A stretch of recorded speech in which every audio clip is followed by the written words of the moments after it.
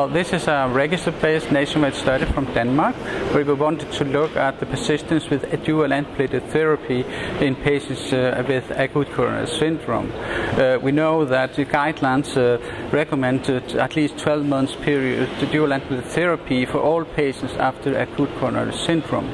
We have done a similar study in the early clodipogrel period, where we found that especially patients not undergoing revascularization had low persistence on dual antiplatelet therapy, shorter treatment duration, and was less often started on therapy.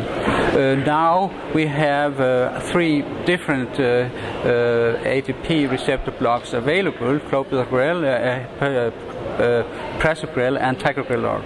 So what we did, we identified all patients admitted with acute coronary syndrome, that is myocardial infarction and unstable angina, and we included in total of 9,700 patients, mainly patients with myocardial infarction, 90% of the patients, 8,700 patients, and 1,100 patients with unstable angina.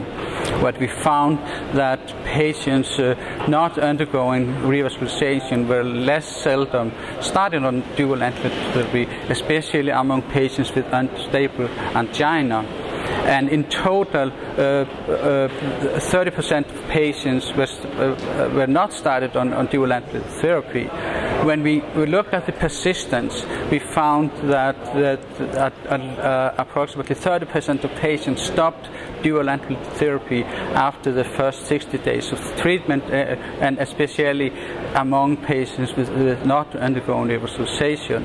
So the conclusion of the study is that we need to be more focused on using dual antiplatelet therapy, starting patients on treatment, and improving persistence, especially among patients not undergoing revascularization. Well, the impact is that this is a treatment that we know prevents recurrent vascular events, and we need to focus on patients where they are more likely to stop treatment. We also need to focus on the individuals that we are not starting therapy and identify the reasons, the inhibition among doctors and healthcare personnel why they are not starting treatment, and then to secure long-term treatment, at least for most patients, 12 months of treatment. We need to focus on those patients that are more likely to discontinue treatment prematurely.